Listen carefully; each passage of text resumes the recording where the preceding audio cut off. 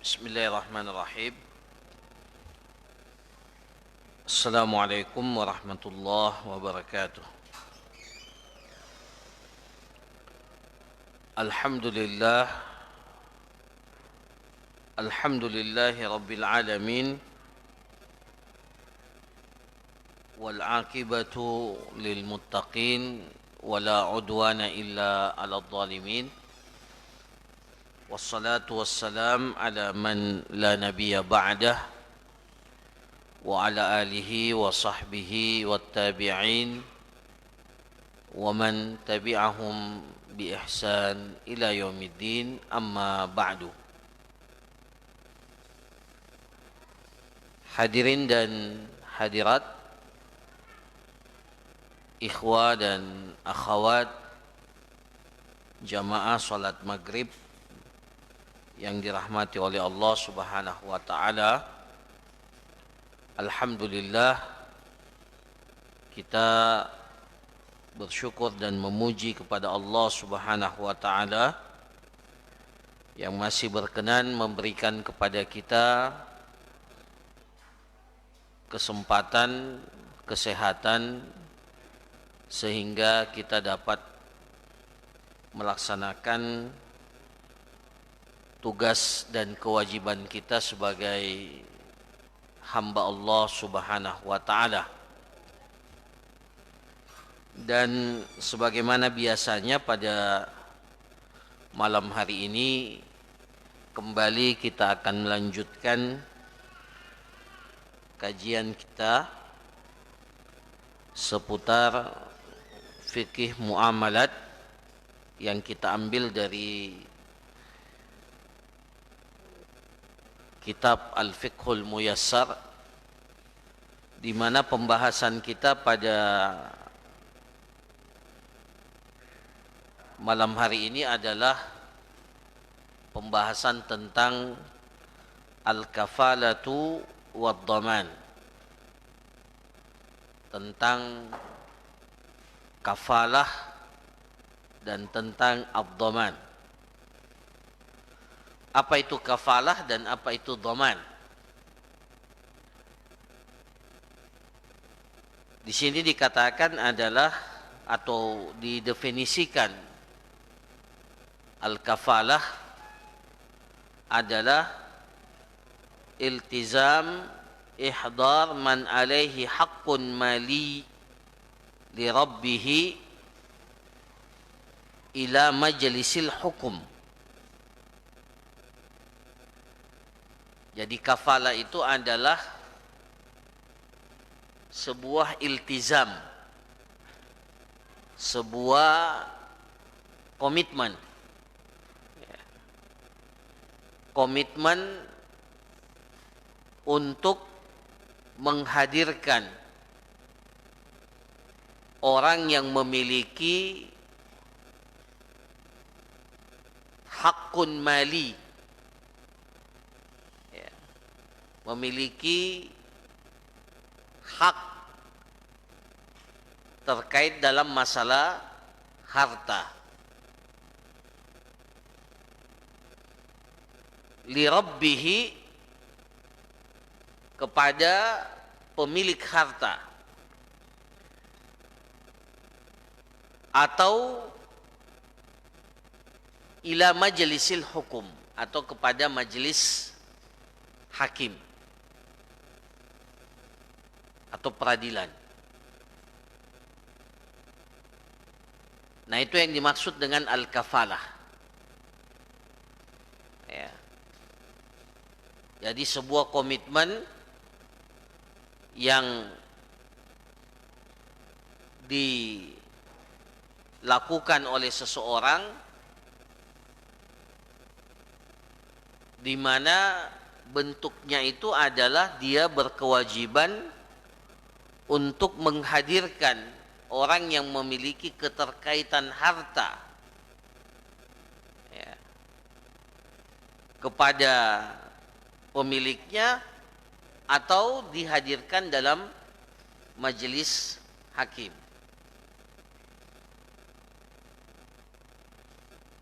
Nah, ini yang biasa diistilahkan dalam kitab-kitab fikih para ulama kita adalah kafalatun nafs, ya. Kafalah an-nafs, jadi sebuah bentuk jaminan, penjaminan terhadap orang, ya. Karena di dalam Islam ini jaminan itu bisa berupa jaminan fisik orang atau juga bisa berupa jaminan dalam bentuk harta, ya. Kita sudah pernah belajar tentang gadai. Gadai itu salah satu bentuk jaminan, ya. Tetapi yang kita jaminkan itu adalah harta kita. Kita pinjam uang 10 juta kepada seseorang dengan jaminan harta yang kita miliki. Katakanlah seperti jaminannya itu mobil atau tanah atau dalam bentuk yang lain, emas ataupun yang lainnya. Nah, itu juga salah satu bentuk jaminan. Tapi jaminannya ini dalam bentuk harta. Nah, sementara kafalah dan dhaman ini dalam Islam itu yang dijaminkan, yang menjamin itu adalah orang, ya, yang bertindak sebagai penjamin atas keterkaitan harta atau hak harta yang terjadi itu adalah orang, ya. Orang yang menjamin itu namanya kafil, ya. Orang yang menjamin itu namanya kafil atau biasa disebut juga dhamin, ya. Nah, jadi kafalah itu adalah sebuah komitmen yang diberikan oleh seseorang kepada pemilik harta bahwa orang yang memiliki tanggungan harta itu akan dihadirkan kepada pemiliknya atau kepada majelis hakim. Ya. Begitu pula dengan dhaman. Ya, di sini dhaman itu artinya apa? Iltizam ma wajaba ala ghairihi. Komitmen seseorang terhadap sesuatu yang wajib pada orang lain. Itu namanya dhaman. Ya. Jadi sama-sama yang menjamin ini orang. Kalau tadi dalam gadai yang kita jadikan penjamin pada akad gadai, pada saat kita berutang itu adalah apa? Harta. Ya, bukan orang. Kalau dalam akad kafalah dan akad dhaman itu yang menjadi penjaminnya itu orang. Apa yang dia jaminkan dua atau salah satunya. Baik orangnya yang dijamin ataupun apa yang dia tanggung, hartanya. Jadi umpamanya si A, ya, si A berutang kepada si A berutang kepada si B. Si B mengatakan, saya tidak akan memberikan pinjaman kepadamu kecuali ada yang menjadi penjamin.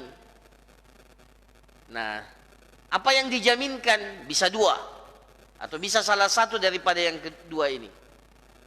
Bisa yang dijaminkan itu adalah orangnya. Dan bisa juga yang dijaminkan itu adalah uang yang dia pinjam itu. Tetapi pada dua keadaan ini yang menjamin itu adalah orang. Jadi tadi si A meminjam uang kepada si B. B mengatakan kepada si A, saya tidak akan berikan pinjaman ini kecuali ada penjamin. Ditunjuklah penjaminnya itu adalah C, bukan ditunjuk. C siap, bukan ditunjuk ya. C siap untuk menjamin A. C ini siap untuk menjamin A. Apa yang dia jamin? Bisa dua atau salah satu daripada keduanya. Kalau yang dijaminkan itu orangnya, apa maksudnya dijaminkan orangnya? Bahwa orang ini tidak akan lari. Ya, tidak akan lari orang ini. Saya yang bertanggung jawab, kalau utangnya jatuh tempo, maka saya yang akan membawa orang ini menghadap kembali kepada pemilik harta. Atau ketika persoalan ini masuk kepada pengadilan, saya yang menjaminkan orang ini pasti akan hadir dalam pengadilan. Ya, atau dalam kasus, ya biasanya kalau kafalah itu lebih luas lagi, bukan hanya masalah harta saja, masalah yang lain pun bisa. Nah, itu kalau yang dijaminkan itu orangnya. Maka yang disebut dengan akad kafalah. Sementara kalau doman itu yang dijaminkan itu adalah apa? Utangnya.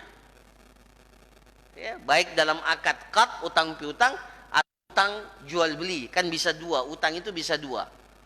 Namanya qard. Qard itu kita pinjam uang sama orang, itu namanya qard. Atau utang jual beli, kita beli barang kemudian berurut dengan akad utang, dibayar tunda. Itu juga utang sebenarnya, sama. Nah, dalam dua keadaan ini seorang ya si B ini tadi itu bisa meminta kepada si A, saya akan berikan pinjaman, tapi apa? Harus ada dhamin. Apa itu dhamin? Apa yang dia jaminkan si C ini? Si C siap, saya siap menjamin. Apa yang dia jaminkan? Kalau ternyata si A tidak mampu bayar, maka sayalah yang bayar. Itu namanya dhamin. Ya. Itu namanya akad dhaman. Ya. Kalau dalam akad gadai yang dijadikan sebagai jaminan itu harta. Kalau apa? Kalau dalam akad kafalah dan akad dhaman yang menjadi penjaminnya itu adalah orang. Kira-kira jelas ya. Nah, ini salah satu akad yang dibolehkan di dalam agama kita. Apa dalilnya? Ada di dalam Al-Quran. Ya. Allah Subhanahu wa taala berfirman dalam Al-Quran dalam kisah Yusuf alaihissalam, qalu nafqidu suwa'al malik. Nafqidu suwa'al malik wa liman jaa'a bihi himlu ba'irin wa ana bihi za'im. Wa ana bihi za'im, dan saya siap untuk menjadi penanggung jawab, penjamin ya atas hal itu. Ya. Kan siapa? Pada kasus atau kisah itu ya tiba-tiba piala, apa piala, bukan piala, ya piala suwa'al malik. Jadi pada saat itu heboh. Kenapa? Suwa'al malik, nafqidu suwa'al malik, pialanya raja. Itu piala maksudnya tempat minumnya ya, tempat minumnya. Suwa' itu hilang. Nafqidu suwa'al malik, maka diadakanlah sayembara. Liman ja'a bihi himlu ba'ir, siapa yang bisa mendapatkan di mana itu pialanya raja, ya, siapa yang bisa mendapatkan pialanya raja, dia akan mendapatkan himlu ba'ir, akan mendapatkan mendapatkan makanan yang bisa dibawa oleh seekor unta, himlu ba'ir. Maka Yusuf mengatakan, wa ana bihi za'im, saya yang menjamin bahwa pasti akan diberikan ganjaran itu. Ya? Ganjaran itu. Jadi dia sudah berjanji akan memberikan ganjaran itu. Bahkan dia mengatakan padahal itu kan bukan hartanya sebenarnya, itu harta kerajaan, ya. Tapi Yusuf mengatakan wa ana bihi zaim, saya yang menjamin. Nah, maka dari sini para ulama kita mengatakan ini boleh akad kafalah ini atau akad dhaman ini. Begitu pula dalam hadis Rasulullah sallallahu alaihi wasallam itu mengatakan dalam hadis apa hadisnya? Rasulullah SAW mengatakan al-ariyatu mu'addah, al-ariyatu mu'addah waz-za'imu gharim.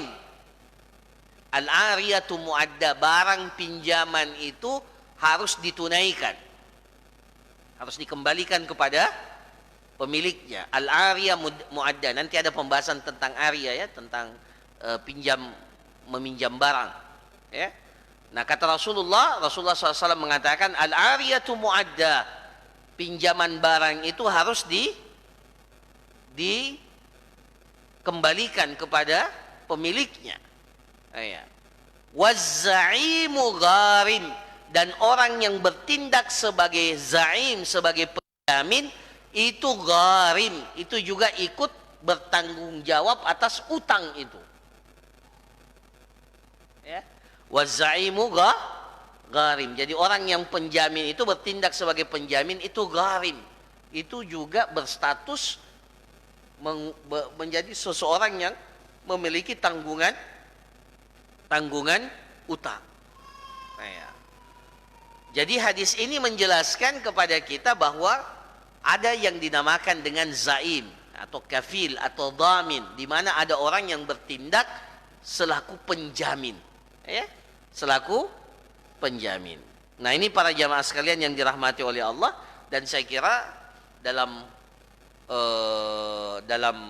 hukum positif pun ya seperti itu, ya, hukum positif ya, dalam akad utang piutang biasanya diminta ada yang bertindak sebagai penjamin, ya, karena tidak semua orang mau memberikan hartanya tanpa ada jaminan, ya. Tidak semua orang bisa dipercaya, ya. Tidak semua orang itu langsung bisa menerima ketika ada yang meminjam barangnya. Terkadang memang harus dengan jaminan. Nah, terkadang jaminannya itu berupa harta. Kalau jaminannya berupa harta itu namanya gadai. Nah, terkadang juga jaminannya bukan harta, yang dia minta apa? Orang penjamin, ya, ada enggak yang siap menjadi penjamin, sehingga pemilik harta itu, pemilik barang itu atau pemilik uang itu merasa aman. Jika terjadi apa-apa, ada yang bertindak sebagai penjamin. Nah, ini para jamaah sekalian yang dirahmati oleh Allah Subhanahu wa taala. Nah, apa rukunnya atau apa syaratnya? Ya. Rukunnya jaminan itu atau kafalah dan dhaman itu ada 5, ya, ada 5, ya, ada 5 rukunnya. Jadi kalau kita melakukan akad kafalah itu ada 5 yang harus ada. Apa itu? Yang pertama, sighah. Apa itu sighah? Ucapan atau perbuatan yang menunjukkan adanya kesepakatan, ijab qabul. Ya, seperti saya siap untuk menjadi penjamin. Nah, itu kan, ya, itu sighah namanya, ya. Atau dia bertanda tangan di atas sebuah materai, saya siap untuk menjaminkan, ya, utang yang diambil oleh si fulan, atau yang akad utang yang dilakukan oleh si fulan. Nah, orang yang menjamin itu telah melakukan sighah. Jadi pertama ada sighahnya, ada ijab qabulnya, ya, ijab qabulnya bahwa orang itu siap, ya, untuk menerima akad kafalah ini. Kemudian ada yang bertindak yang kedua namanya kafil, dialah yang penjamin, kafil, ya, namanya kafil atau dhamin, ya, penjamin. Kemudian ada namanya al-makfulu lahu, Ya, al-makfulu lahu. Apa itu al-makfulu lahu? Jadi kalau A tadi, A itu meminjam uang kepada si B. Si B meminta ada penjamin, namanya C. C ini namanya siapa? Apa tadi istilahnya? Kafil. C ini namanya apa? Kafil. Ya. Al-makfulu lahu. Siapa itu al-makfulu lahu? Orang yang kepadanya dijaminkan orang ini. Nah, itu si B. Itu al-makfulu lahu. Ya. Ada al-makfulu anhu, orang yang dijamin. Siapa yang dijamin? Si A. Itu namanya makfulu anhu. Kemudian ada al-makfulu bihi. Al-makfulu bihi itu adalah bentuk jaminannya. Apa yang dijaminkan. Nah, jadi ada dhamin, ada al-madmunu lahu, ada al-madmunu anhu, dan ada al-madmunu bihi, disertai dengan sighah. Jadi ada 5. Tidak mungkin akad kafala ini terjadi kecuali 5 ini harus ada memang. Tidak mungkin tidak ada. Jadi ada sighah ijab qabul, ada orang yang menjamin, ada pihak yang dijaminkan, ada orang yang dijaminkan, dan ada bentuk jaminannya. Ya. Nah, ini rukun kafala. Apa syarat-syaratnya? Syarat-syaratnya disebutkan bahwa untuk kafil, orang yang penjamin, bertindak sebagai penjamin, maka orang ini dipersyaratkan adalah orang yang memiliki kelayakan, ya, untuk melakukan apa? Akad tabarru, ya, melakukan akad tabarru, akad kebajikan, kelayakan, ya. Baik itu laki-laki ataupun wanita. Kenapa? Karena akad kafala ini adalah akad kebajikan. Akad apa? Kebajikan. Kita mau membantu saudara kita. Ya. Para ikhwah sekalian, saya perlu kembali mengingatkan bahwa namanya akad muamalah dalam Islam, tidak semuanya akad dalam Islam itu akad muamalah, ya, itu akad yang di dalamnya ada keuntungan atau ada sesuatu yang kita dapatkan. Tidak semuanya. Ya. Ada akad dalam Islam di mana tujuannya kita ini mau membantu. Termasuk ini akad kafala. Akad kafala ini adalah akad apa? Akad kebajikan, akad tabarru namanya. Ya, tadi dalam contoh, ya, si C, ya, si C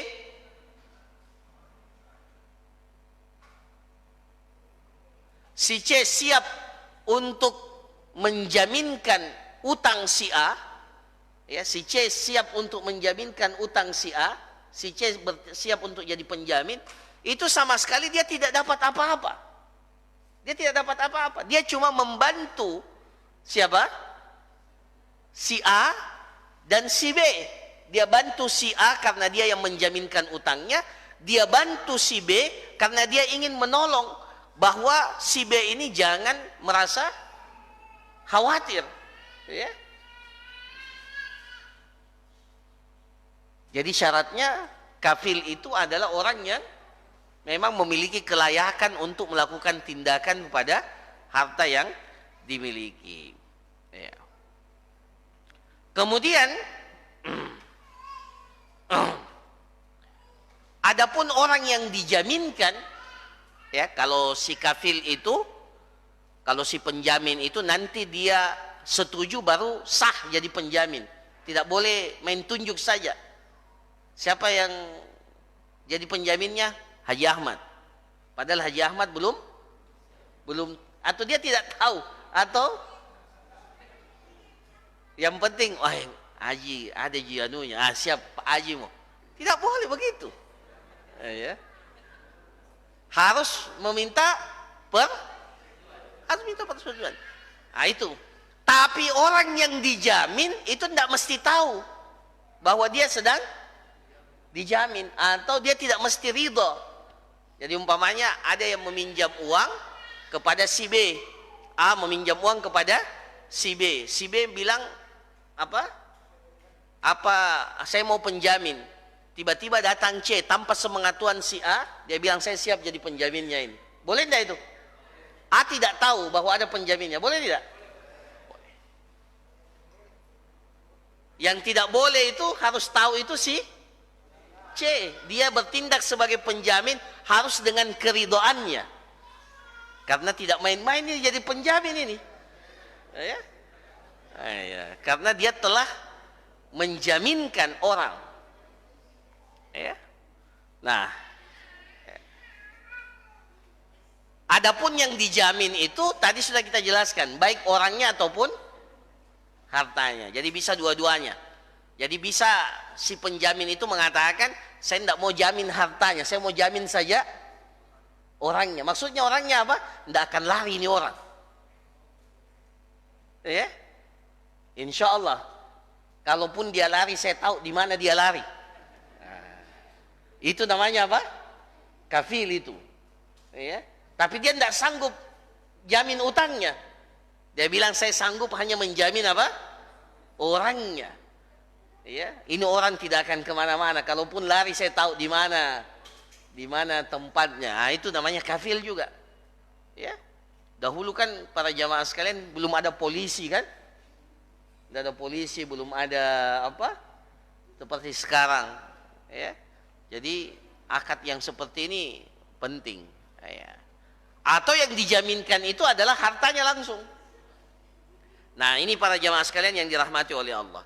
Nah, ada hukum-hukum yang perlu untuk diketahui. Pertama di sini dikatakan, ya, semua akad yang terkait dengan masalah harta boleh dijamin orangnya. Semua yang terkait dengan masalah harta. Apa itu maksudnya? Jadi ada tanggungan harta boleh dijamin orangnya. Belum hartanya ya tentunya bisa juga dijamin. Tapi yang pertama boleh semua akad yang terkait dengan harta itu bisa dijamin orangnya. Kita bisa melakukan akad kafalah terhadap orangnya. Itu terkait dengan masalah harta. Kalau utang piutang tadi sudah jelas. Ya. Ada seorang suami atau seorang calon suami. Ada seorang calon suami ketika akad nikah dia bilang begini, saya terima nikahnya Fulanah binti Fulan dengan mahar emas 10 gram atau satu setel emas seberat 10 gram dibayar tunda karena Allah.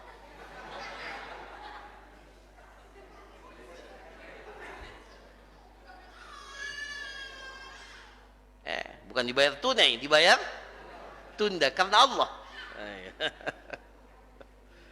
Otomatis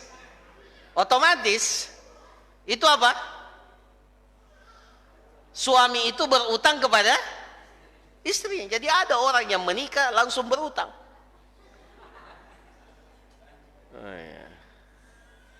Karena pada saat akad dia bilang apa? Tunda. Walinya bilang, enggak bisa begini. Enggak bisa dibayar tunda tanpa ada penjamin. Si walinya bilang boleh. Karena ini terkait dengan masalah harta, tapi harus ada jadi boleh penjamin dalam semua masalah-masalah yang terkait dengan masalah harta. Itu boleh penjamin. Tapi boleh enggak penjamin terkait dengan masalah kalau ada orang yang mau ditegakkan padanya apa? Had, hukuman. Ada seorang pencuri yang mau dipotong tangannya.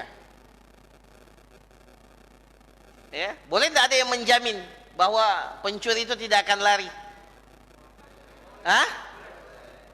Boleh tidak? Tidak boleh. Ya. Tidak sah. Ya. Tidak sah. Ya. Karena konsekuensinya berat. Kapan dia tidak bisa menghadirkan?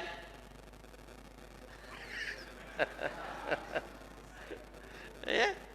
Jadi dia bertanggung jawab. Ini makanya dalam syariat kita itu tidak boleh, ya. Jadi tidak boleh.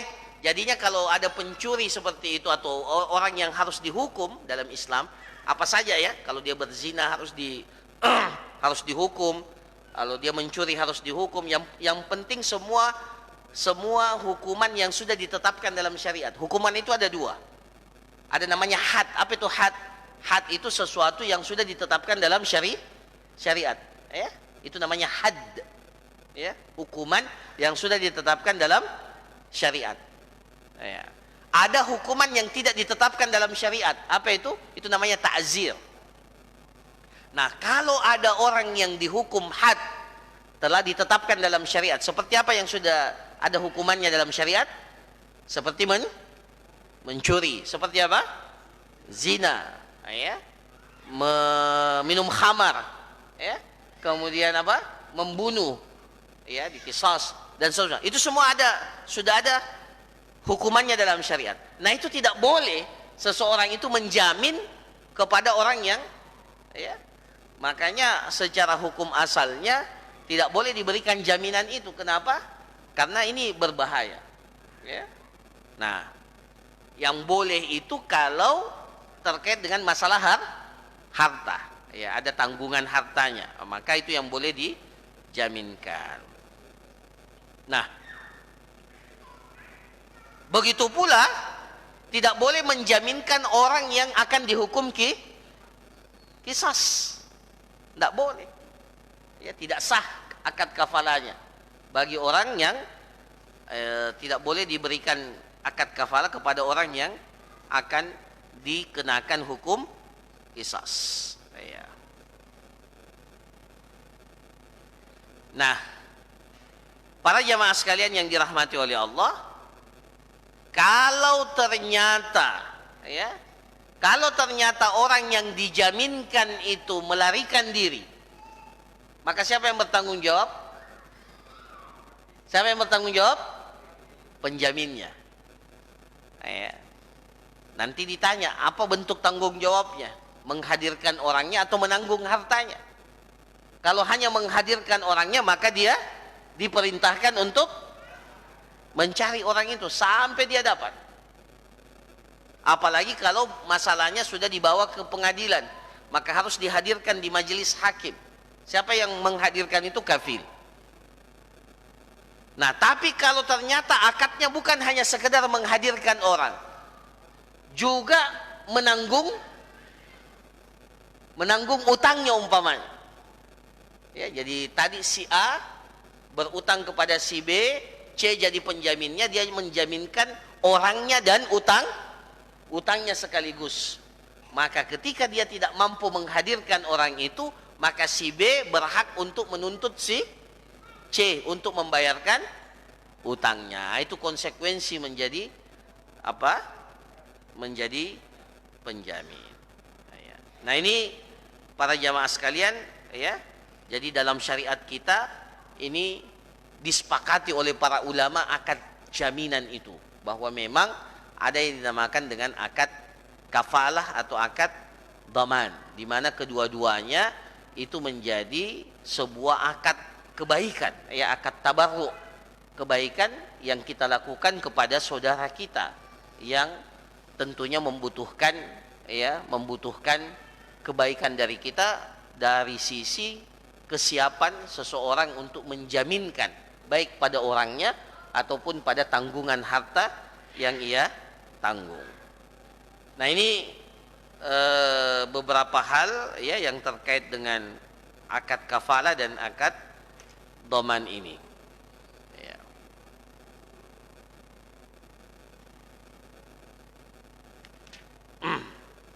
Kapan berakhirnya akad dhaman ini? Kapan berakhirnya? Kalau si orang yang berutang itu sudah melunasi utangnya. Ya, kalau dia sudah, atau ketika orang itu yang berutang itu meninggal dunia. Nah, maka akad dhamannya itu otomatis berakhir. Ya, jadi selama dia masih hidup, maka akad dhaman itu, ya, selama tidak dibatasi, kecuali kalau dibatasi, saya siap menjaminkan hanya 1 tahun. Jadi kalau dibatasi seperti itu, maka akad jaminan itu hanya berlaku satu tahun. Kalau tidak, maka berlaku seumur hidup sampai orang yang dijaminkan itu meninggal meninggal dunia, atau orang yang penjaminnya itu juga meninggal dunia. Nah, ini para jamaah sekalian beberapa hal yang terkait dengan akad kafalah dan akad akad dhaman. Jadi akad jaminan yang dibolehkan di dalam syariat. Saya kira demikian apa yang dapat disampaikan. Sebelum kita tutup, masih ada waktu ini, saya persilahkan kalau ada hal-hal yang ingin disampaikan atau ingin ditanyakan. Saya persilahkan.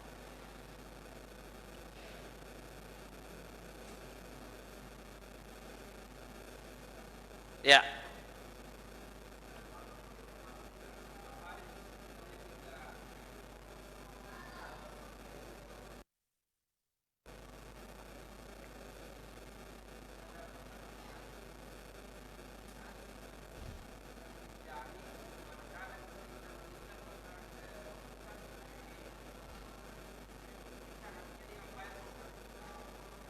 Ya.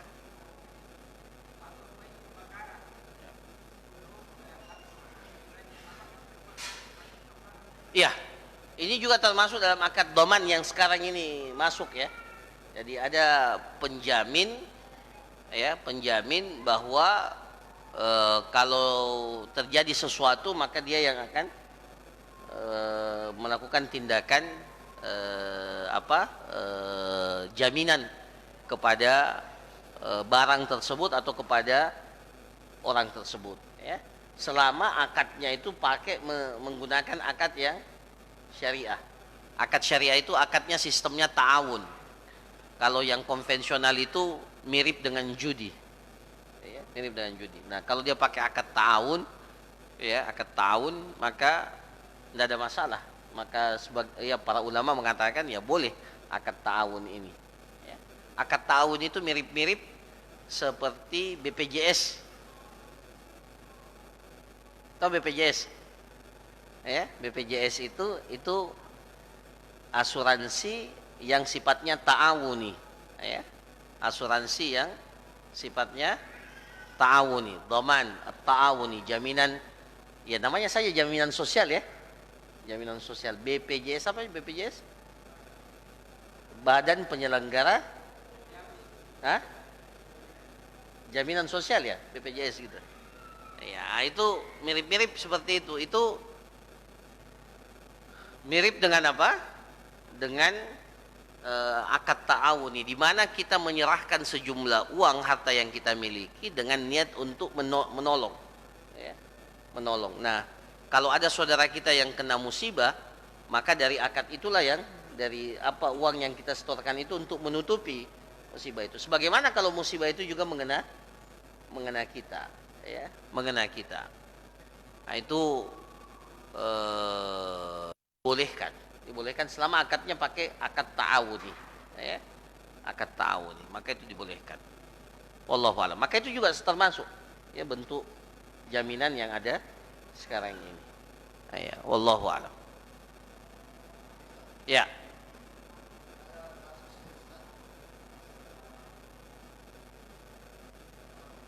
Ya.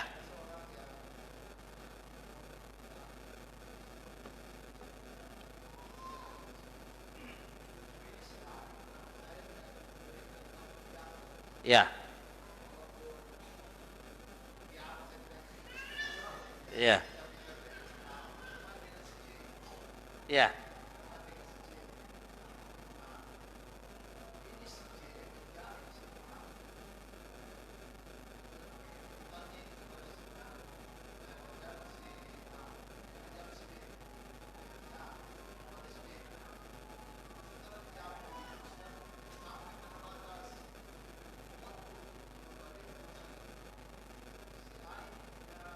Melunasi. Si B. Ya. Utang. Ya.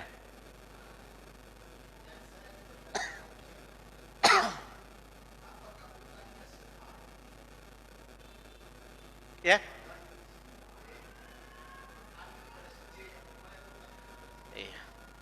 Oke. Iya. Iya. Iya. Yang pertama, Ya, jadi sudah betul itu. Ya, jadi ketika dia tidak mampu melunasi utangnya, maka pihak pengadilan akan menuntut si C sebagai penjamin, ya, sebagai penjamin. Nah, sekarang ketika dia sudah bayarkan utangnya, si C bayarkan utangnya si A tadi.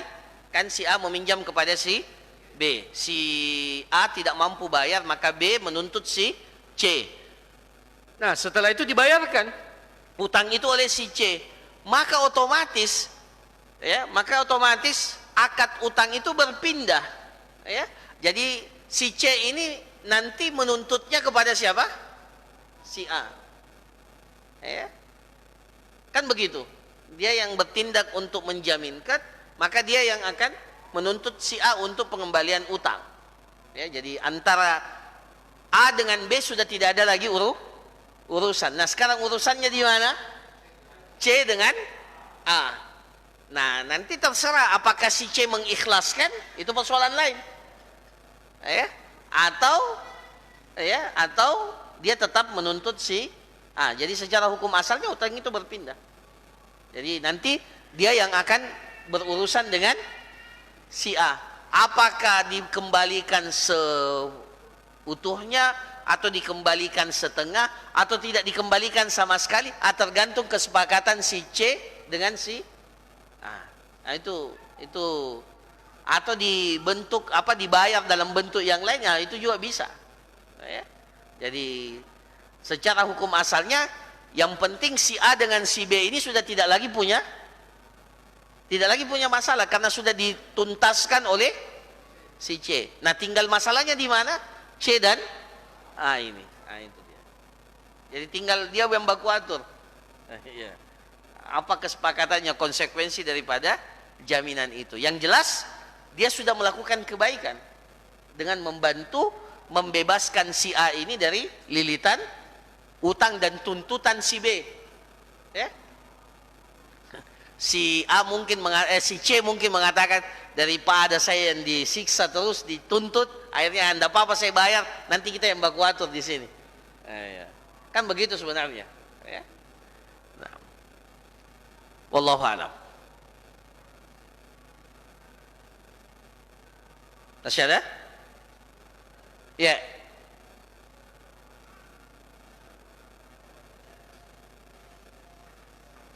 Ya? Iya. Iya. Si penjamin meninggal dunia dan si A orang miskin tidak mampu, tinggal si B. Ya. Tinggal si B, apakah dia ikhlas? Atau kan begini sebenarnya para ikhwah sekalian. Ketika kita memberikan pinjaman, wajib tidak kita memberikan pinjaman itu pada orang? Wajib tidak? Kita memberikan pinjaman, utang kepada orang, wajib tidak itu hukumnya? Tidak wajib. Hukumnya sunnah. Ketika orang itu membutuhkan dan ketika orang itu dalam pandangan kita insya Allah bisa melunasi utangnya, maka sunnah bagi kita untuk membantu, tidak wajib. Maka pada saat memberikan pinjaman dilihat memang baik-baik. Dan ketika meminta penjamin, lihat juga siapa penjaminnya. Jangan orang penjamin sudah umur 80 tahun.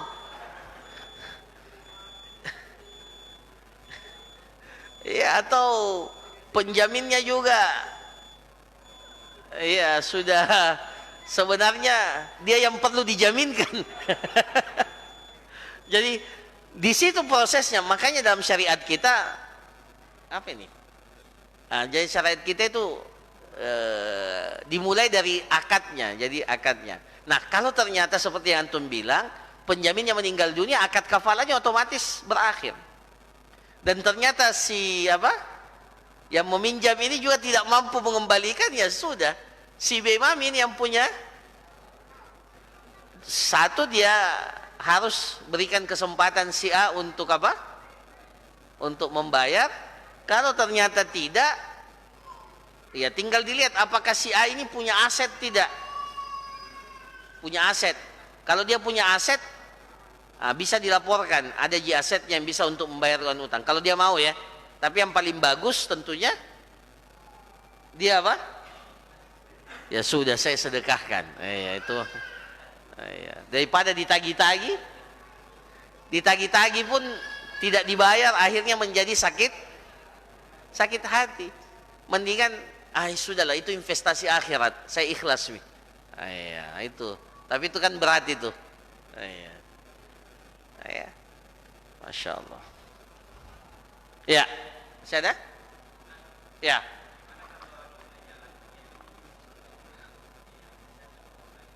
Boleh. Akad penjamin itu tidak menjadi akad terikat. Jadi tidak mesti, tidak sama jual beli. Kalau kita jual beli, itu kita terikat, tidak boleh dibatalkan secara sepihak. Ya, harus dengan persetujuan orang antara penjual dan pembeli. Kalau mau dibatalkan, kalau sudah deal ya sudah akad. Nah, kalau jaminan ini boleh dibatalkan, ya boleh dibatalkan. Jadi dibatalkan oleh si penjamin, dia sudah tidak mampu lagi, ya boleh dibatalkan. Jadi dia tinggal memberitahukan kepada si mana, ya bahwa ya saya tidak bisa lagi melanjutkan akad kafalah ini, ya boleh, ya. Ya.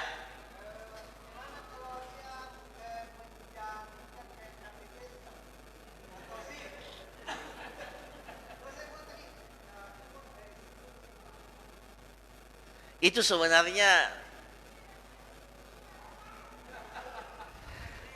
mau dibilang gade bukan juga. Karena kalau dijual itu SIM, ada yang mau beli itu SIM. Sama juga ya. Orang yang gadai Gadai sertifikat tanah. Atau kalau sertifikat mungkin masih apa? Gadai sertifikat apa namanya? Yang kalau guru apa namanya? Kan ada yang pakai gadai juga itu ya? Oh tidak dia? Oh saya kira juga digadaikan itu. Digadai itu? Jadi. Tapi siapa yang mau beli itu sertifikat? Kalau ternyata gagal, itu sebenarnya bukan jaminan, itu sebenarnya penguat saja. Jadi salah kalau dikatakan itu jaminan, karena kalau dikatakan jaminan, dialah nanti yang akan berposisi mengganti. Sementara ini kan tidak. Ya, jadi kalau kita belanja sesuatu, uang kita kurang kan? Iya, uang kita kurang. Akhirnya kita titip apa? Ambil KTP, simpan KTP. Itu bukan jaminan sebenarnya, bukan jaminan. Cuma sekedar apa? Penguat bahwa insya Allah saya akan datang tapi apakah dia penjamin? Tidak. Kalau ternyata tidak dibayar-bayar, itu KTP bisa menggantikan utangnya tidak? Tidak bisa. Siapa yang mau beli KTP itu? Paling nanti akan berurusan.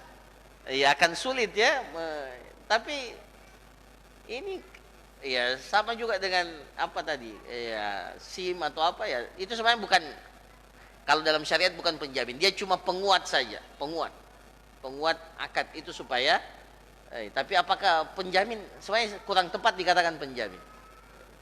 Sama kalau BPKB dijadikan sebagai apa? Bisa enggak itu BPKB jaminan? Sebenarnya yang berharga itu motornya, bukan BPKB-nya. Ada yang mau beli BPKB? Ada enggak yang beli BPKB? Ada ya? Ada yang beli BPKB? Tapi berapa? 500.000, enggak bisa menutupi utang. Iya. Tapi jadi sebenarnya itu cuma masuk dalam kategori penguat. Ya. Penguat. Nah. Wallahu a'lam. Ya.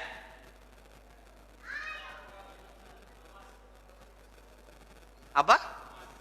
Menyicil beli emas dengan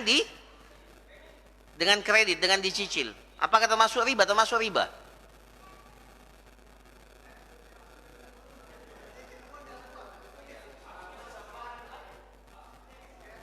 harus dikasih. Ya, iya, pegadaian itu apa? Menyelesaikan masalah tambah masalah. Menyelesaikan masalah tanpa masalah. Tapi begitulah akadnya, sebenarnya tidak boleh ya, tidak boleh, haram itu hukumnya. Ya. Kenapa? Karena Rasulullah bilang, ya, Rasulullah bilang, az-zahabu biz-zahabi, az-zahabu biz-zahabi, al-fiddatu bil-fidda, dan seterusnya kan, yadan biyadin, mislan bimislin. Kalau dia sejenis, maka dua syaratnya. Apa? Emas dengan emas harus sama dan harus tunai. Itu dua syaratnya.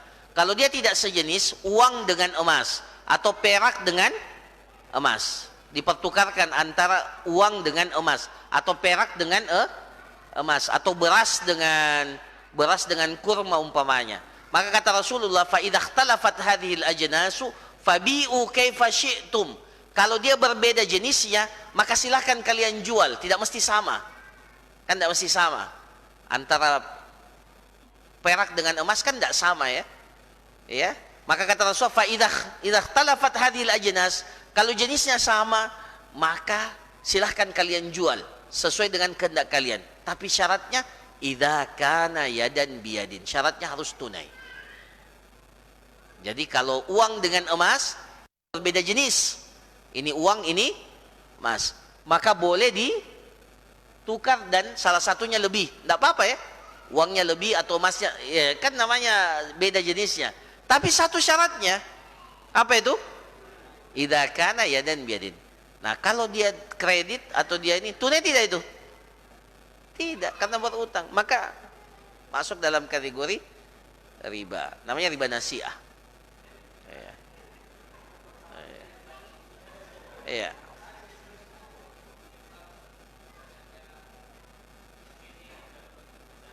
Ya? Cicil motor. Ya. Boleh. Boleh.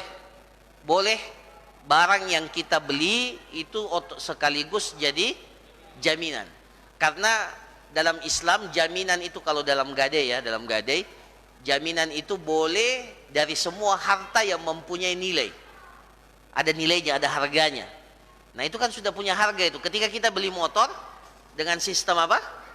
Dengan cicil, maka otomatis motor itu kemudian dijadikan sebagai apa? Jaminan atas utang itu. Utang ini namanya utang apa? Utang jual beli namanya, utang jual beli. Nah, jaminannya barang yang kita beli. Seperti kalau kita beli rumah, itu ada akadnya, otomatis rumah itu jadi jaminan. Ketika tidak mampu kita selesaikan, maka rumah itu yang akan dijadikan sebagai jaminan utang. Tapi yang salahnya apa? Yang salahnya ketika dia dijadikan jaminan, pada saat kita tidak mampu, rumahnya itu disita langsung. Dan orang yang sudah bayar sekian bulan itu sama sekali tidak dapat hak, padahal itu barangnya, miliknya. Harusnya yang sesuai syariat, dijual rumah itu atau motor itu, kemudian berapa sisanya dari utangnya itu ditutupi dulu utangnya, cicilannya yang belum terselesaikan. Ternyata kalau ada lebihnya, maka lebihnya itu harus dikembalikan kepada si pemilik barang. Kalau yang sekarang kan kalau ditarik nih tidak ada sama sekali kan?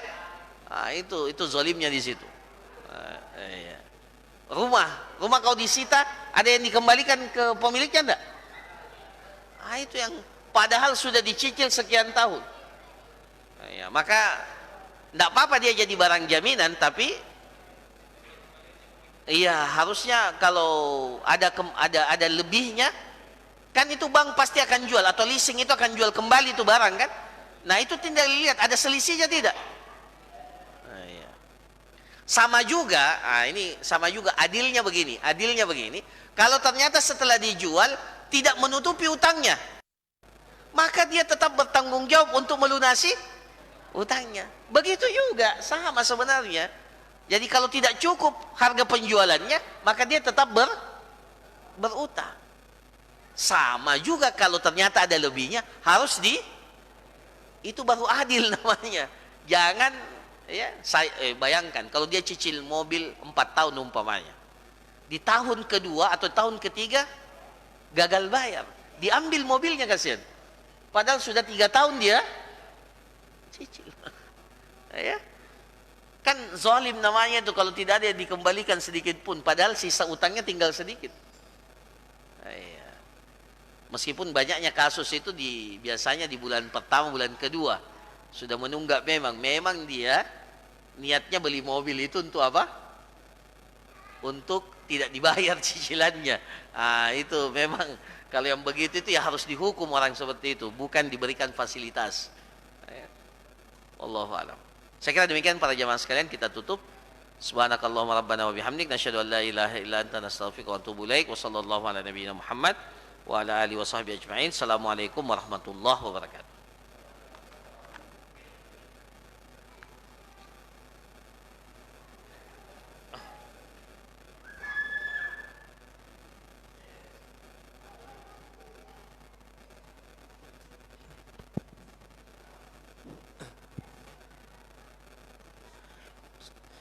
Allah